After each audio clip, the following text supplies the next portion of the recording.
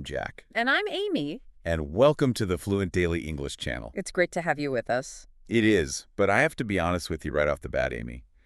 I am sweating a little bit today. I can see that, actually. You look a little flushed. Why are you sweating? The AC is definitely on in here. It's freezing in here. Yeah. Now, it's not the temperature, it's the topic. Ah. Today, we are entering what I call the danger zone. The danger zone sounds serious. It feels serious. Look, we aren't talking about business English today. Right, which is pretty safe territory. It's so safe. It's structured. You know, in business English, there's an agenda. There are clear goals. We aren't talking about how to, order a latte, which is super low risk. The lowest risk. Yeah, if I mess up a latte order, what happens? I get oat milk instead of soy. Big deal. Today we are talking about dating. Ah, yes, the first date. The final frontier of language learning. It is absolutely terrifying. And it's so weird because think about it. I can stand up and do a presentation for 50 people in English and feel, relatively fine. Sure. I know my slides. I know my topic. I'm in control. But put me at a little table for two with a coffee, sitting across from someone I actually, like. Someone you want to impress. Exactly. Someone I want to impress. And suddenly I can't remember the difference between make and do. My brain it short circuits. That is completely normal. I promise you, everyone listening has felt that. It's the vulnerability. That's the word. It's total vulnerability. You're trying to be charming, maybe funny, a little bit flirtatious. Right, yeah. But your brain is just this screening engine in the background, frantically trying to conjugate irregular verbs in the past tense. Oh, totally. You're trying to do three things at once. At least. You're trying to read their body language, you're trying to manage your own anxiety, and you're trying to operate in a second language. It's a massive cognitive overload. It's a recipe for just absolute disaster. It feels that way, doesn't it? But here is the secret. It doesn't have to be a disaster. Okay, I'm listening. If you really, really break it down, a date is just a conversation. Just a conversation. It's a conversation with, let's say, higher stakes. But the mechanics, the actual things you do and say, those are things we can practice. And here's the why it matters hook for everyone listening right now. Okay.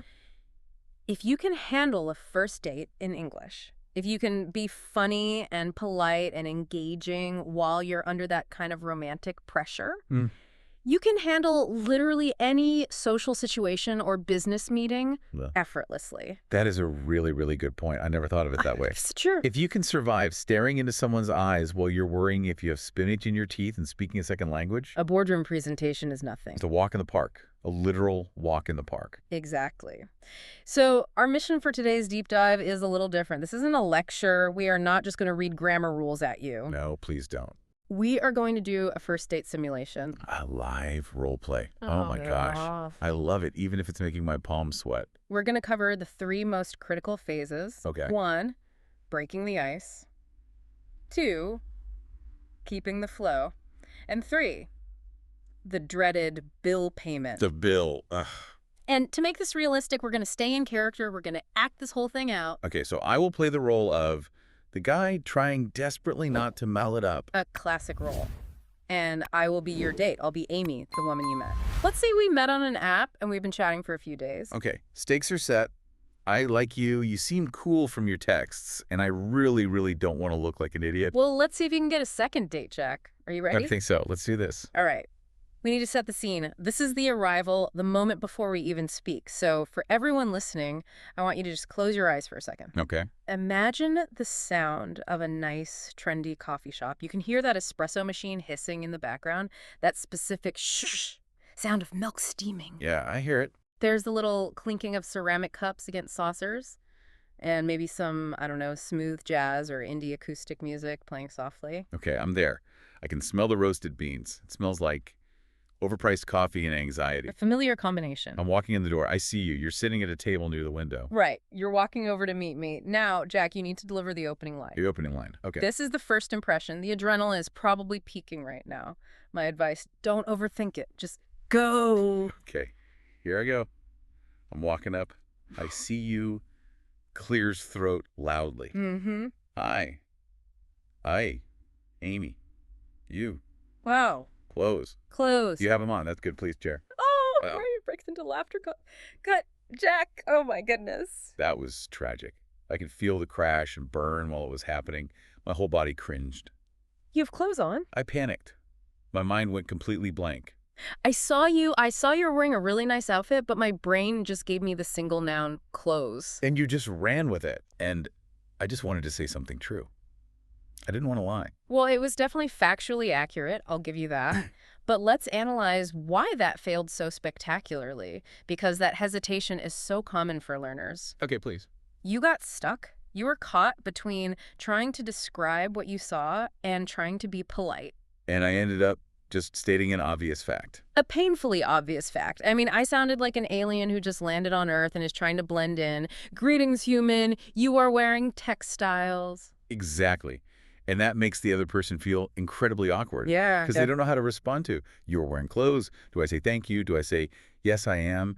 It creates immediate friction. I felt that friction. It was painful. Okay, so help me out here, coach. How do I fix this? I want to give a compliment, but I don't want to be weird. The strategy is simple, but it requires a little bit of nuance. The first 30 seconds are absolutely crucial to lower the heart rate for both of you. Okay. Your goal is two things. Acknowledge the vibe and offer a soft compliment. Okay, let's uncheck soft compliment, because I feel like that's a trap right there. If I say too much, it's creepy. Right. If I say too little, I'm cold or I don't notice. Precisely. You want to avoid the hard compliment right away. A hard compliment. What's that? A hard compliment targets the body or something intensely physical. Do not walk up and say, I love your body, or you have beautiful eyes. Too much, even if it's true. Way too much. It's too intimate for hello. It signals that you are only looking at them physically, and for a lot of people, that puts their defenses up immediately. Okay, that makes sense. A soft compliment, on the other hand, focuses on style or effort or atmosphere. You want to validate their choices, not their genetics. Oh, that's a great distinction. Sure. Validating choices. So I'm complimenting her taste, not just her face. Exactly. So give me some options. What's a good soft compliment? Okay. Well, I could go with the classic. You look great. Simple, effective, very safe. You look great is the gold standard. It's never wrong. You can never go wrong with that. But what if you want to be a bit more advanced? I could be specific, like, I love that jacket. Mm. That shows I'm observant, right? That I'm paying attention to the details. Yes. And it's a safe object. A jacket, a scarf, glasses. Complimenting an accessory is always a good move. Or if you want to be warm and charming without focusing on appearance at all, you focus on the connection. What do you mean? You could say, it's so good to finally meet you in person.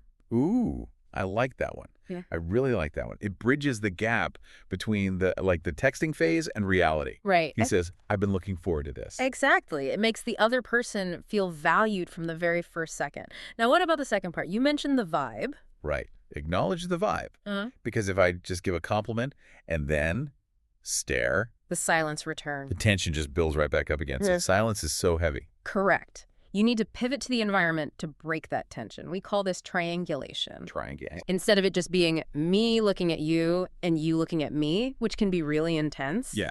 we both look at a third thing, the environment. It creates a shared reality. So I should complain about the coffee shop. Like, wow, this place is loud. No. Negativity is a very bad start. You want to be positive, validate the decision to meet there. Okay. Try something like, this place is really cozy, or, wow, I'm so glad we picked this spot. Ah, I see. So if you were the one who suggested the place, and I say, I'm glad we picked this spot. You're actually complimenting my taste again. I'm complimenting your choice. It's another soft compliment. Exactly. You're stacking points, Jack. You're building rapport. Okay. Soft compliment, acknowledge the vibe. I think I can do this. I'm going to shake off the alien robot persona. No more. You're wearing clothes. Shake it off. Take a deep breath. Posture up. Let's do take 2. Action. Okay. Takes a visible breath. Voice sounds warmer, genuinely enthusiastic but relaxed. Hi, Amy. Hi, Jack. Wow, you look fantastic. I love that scarf. The color really suits you. Thank you. That's so sweet. You look really nice, too. Thanks. You know, this place has such a cool vibe, doesn't it? I'm really glad you suggested. Oh, it's my favorite spot in the city. I was hoping you'd like it. Shall we grab a table? Absolutely. Lead the way. Ding, ding, ding. Perfect. Really? Yeah. That felt natural. It was night and day, Jack. It was completely different. Here's why it worked so well. Okay. You were confident, but you were polite. The compliment about the scarf was specific. The color suits you. which shows you're actually paying attention. Not just a generic line. Right. And then, by pivoting to the cool vibe, you took the pressure off, purely staring at me, and you moved us into a shared activity, finding a table together. You made me feel comfortable immediately. Okay, I've survived the intro. I'm not an alien anymore. We are walking to the table. But now we enter the swamp. The swamp. The conversation swamp. We've sat down. We have our coffees. I've said nice scarf. You've said thanks. And now, the silence. That awful, awkward silence where I just stare into my latte foam and pray for a meteor to hit the building so I don't have to think of a topic. The silence is only awkward if you don't have a plan. A plan. Anxiety comes from not knowing what to do next. Yeah. So we're going to give you a roadmap, a tool. It's called the FORD method. FORD, like the car manufacturer. No, though it is a vehicle to carry the conversation forward. It's an acronym. Oh, I love acronyms. Acronyms are like safety nets for my brain. Well, this one will save any dying conversation. It stands for family, occupation, recreation, and dreams. Family, occupation, recreation, dreams, FORD. Okay, let's break it down, because I feel like there are probably traps in here, too. There are. Let's start with F for family. This is usually pretty easy ground. Okay. You can ask things like, do you have any siblings? Or, are you from around here? It gives you background context. But wait, isn't family kind of risky? What if her parents are divorced or she hates her sister or something? That is a great point. You have to read the room. Ask lightly. A question like, are you close with your family is great, because it allows her to say, yes, very. Or, not really. And if she says, not really. You pivot. Immediately. Do not press for details on a first date. Don't say, oh, why not? Just say, okay, and move to the next letter. Okay, pivot immediately. Don't dig. Got it. Next is O for occupation. Correct.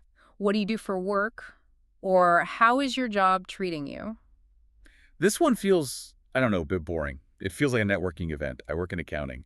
Cool, I work in logistics. Zzz. It can be boring if you stay on the surface, but it's a necessary, polite stepping stone. You ask it to show interest in her life. So how do you make it not boring? The trick is to ask how she feels about it, not just what she does. Do you enjoy it? Is much better than what's your official title. That's good. Ask about the feeling. Okay. And then we get to the good stuff. R is for recreation. This is the gold mine. This is where the spark happens. What do you do for fun? Have you seen any good movies lately? Do you do any sports? This is where you find out if you actually enjoy the same lifestyle. And finally, D for dreams. This is a bit deeper, so maybe wait until you've had a few sips of coffee. Okay. Do you have any travel plans coming up? Or, if you weren't an English teacher, what would you be? It lets people talk about their passions. FORD. What? That is a lifesaver. Usually I just panic and start talking about the weather. The weather. Yeah, until they fake a phone call and leave. The weather is the death of romance, Jack. Unless you are dating a meteorologist or maybe a farmer, nobody cares that much about the humidity. Okay, so let's test this. I'm going to try the R, the recreation category. I want to find out what you do for fun. All right, but a warning. Do not make it an interrogation. An interrogation, what, like a police officer? Exactly. Beginners often get nervous and just ask question after question without reacting to the answers. It feels aggressive. I can see that. Okay, so let's simulate the bad conversation. I'll be the nervous interrogator. Go for it. Clears throat. Voice becomes stiff and rapid fire. So, Amy, recreation. Do you like tennis? No. Okay. Do you like swimming? Not really. Do you like golf? Definitely not. Do you like Knitting. Jack? See? It's dying. I'm drowning here. I have nowhere to go. Lev, stop. Jack, you're firing questions like bullets. Do you like X? Do you like Y? These are closed questions. You're efficient. I'm gathering data. You're gathering data, but you are not building a connection. A yes-no question leads to a dead end. You answer no, and then boom, silence returns. So you panic and fire another one. It's a horrible cycle. You need open-ended questions. Okay, teach me. How do I turn "do you like tennis" into something that actually flows? Instead of asking for a confirmation, a yes or no, you ask for a story or a list. You want to hand them the microphone. Hand them the microphone. I like that. The magic phrase here, and for everyone listening, this is a golden phrase, is what do you usually get up to on the weekends? Get up to. I love that phrasal verb. Let's pause on that because that's a good one for our learners. Why not just say, what do you do? What do you do is very functional. It's almost robotic. But what do you get up to? Implies activity, mischief, fun. Adventure? Exactly. What are you doing? Sounds like a boss checking on your work. What do you get up to? Sounds like a friend asking about your adventures. Okay, what do you get up to? It invites a longer answer. It kind of Mhm. forces you to tell me a story. Precisely. It forces me to describe my life, which gives you hooks, little pieces of information that you can hang the next part of the conversation on. That's Let's try the role play again. Take two. Use the open-ended question. all right. Reset. I'm relaxed. I'm Mhm. genuinely curious. Casual, warm tone. So, Amy, apart from being an amazing English coach, what do you usually get up to on the weekends? Oh, that's a good question. Honestly, I try to get out of the city as much as I can. I love hiking. Oh, really? Yeah, I actually went to the Blue Mountains just last Saturday. The weather was perfect.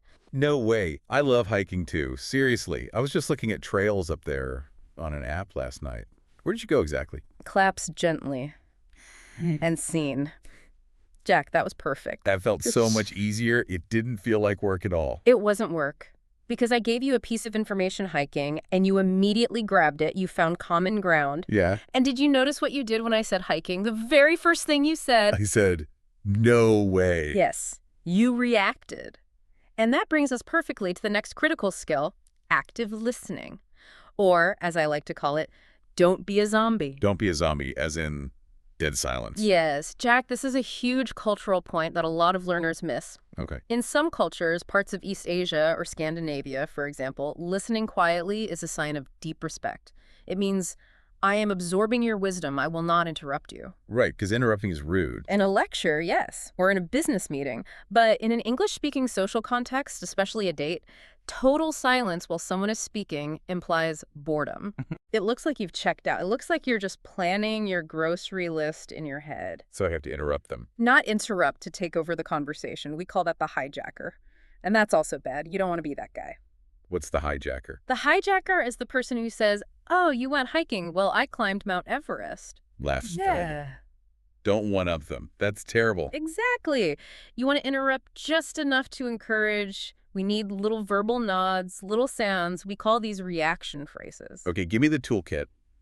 What are the best noises to make to show I'm not a zombie? Let's break them down by emotion. If you want to show surprise, like you just did with the hiking, you use phrases like, no way, seriously, or you're kidding. You're kidding is a classic. It Okay. makes the other person feel like their story is amazing. It does.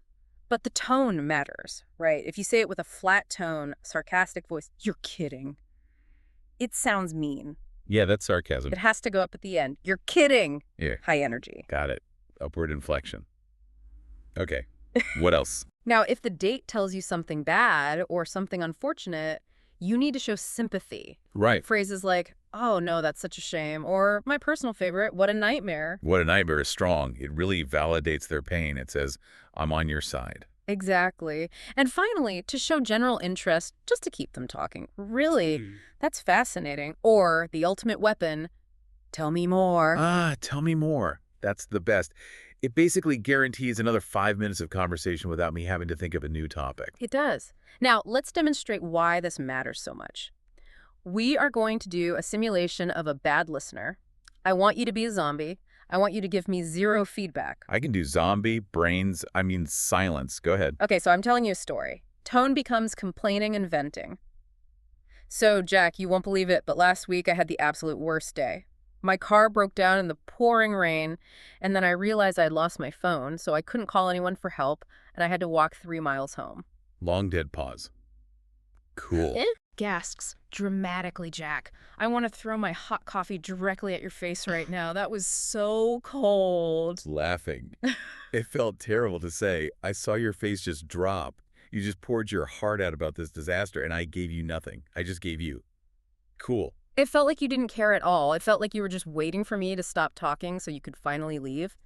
If a guy did that on a first date, there would absolutely be no second date. Game over. Okay, I don't want to be the guy. Let's fix it. Let's do the empath simulation. Same story, but this time I'm going to use the tools. I'm going to use the sympathy phrases. Right, let's try it. Action. What? And I had to walk 3 miles home in the pouring rain. Voice full of genuine concern. Oh my gosh, that sounds like an absolute nightmare. You walked 3 miles. Are you okay? See? Much, much better. Now I feel heard, I feel cared for, and now I actually want to tell you more about how I survived the walk. Just, oh my gosh, and that sounds like a nightmare. It's not difficult vocabulary, but it completely changes the energy of the conversation. It connects us emotionally. And that is the key to a second date. It is not about perfect grammar, Jack. It's about how you make the other person feel. Speaking of feelings, we have to navigate the minefield. We're having a good time, we're avoiding awkward silences, but there are still traps. The red flags, the taboo topics. Right. We're laughing, we're connecting about hiking, and making oh no noises at the right time. But surely there are things I should absolutely avoid saying. Oh, definitely. There are 3 big ones to keep completely off the table for a first date. These are conversation killers. Okay, hit me with the list. I need to know. Number 1, ex-partners. Oh, dangerous. Very dangerous territory. Never, ever, ever talk about your ex-boyfriend or ex-girlfriend on a first date. But wait. What if she asks? What if she says something like, how long have you been single? If I dodge the question, don't I look shady, like I'm hiding a secret family or something? That's a fair question. You can answer briefly and factually, oh, about a year, and then you stop. You don't elaborate. So no details. Do not say, about a year, and boy, was she crazy. She hated my dog, and... Laughs. Okay. Keep it factual, not emotional, because if I talk about her too much, it just shows I'm not over her. Exactly. Or it shows you carry baggage. It's just not sexy. Got it. No X's. What's number 2? Money. Don't ask how much they earn. Don't talk about how much you earn. So no, by the way, I make 6 figures. Gross. It's so tacky. It just changes the dynamic of the date. If you brag, you look arrogant. If you ask, you look like a gold digger. Just avoid the topic of salary entirely. Okay. And number 3, Politics and religion. the big 2. Yes.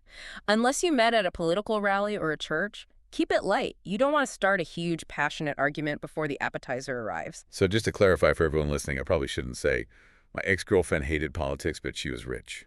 Laughs loudly, Jack. That is the trifecta of doom. That hits all 3 taboo topics in one single sentence. If you say that, the date is over. The check is coming immediately. Okay, note to self, do not say that sentence. Ever. Please don't. But speaking of the check, we have arrived at the end of the date. The waiter is walking over. He places a small piece of paper on the table.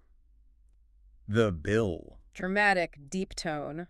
The most awkward piece of paper in the history of human interaction. It can be. And this is culturally very tricky. Norms vary wildly around the world. In some countries, the man always pays, no questions asked. In others, it's strictly 50-50. What's the general rule for English speakers, like in the US or the UK? Generally, the person who did the inviting pays. So if you ask me out for coffee, the expectation is that you might pay. However, modern dating is definitely shifting more towards splitting it. Okay, but let's say I want to show I'm a gentleman. I want to pay. Yeah. What are the phrases? I can't just, like, snatch the bill and throw a credit card at the waiter silently. No, please don't do that. You need to verbalize it. If you want to pay, you use simple, confident phrases like, I've got this, or it's on me, or my favorite, my treat. It's on me. I like that. Short, confident. But notice the body language that goes with it. You need to make eye contact with the waiter or put your card down firmly on the bill. It's a nonverbal cue of control. Now, what about the dance? What if you reach for your wallet?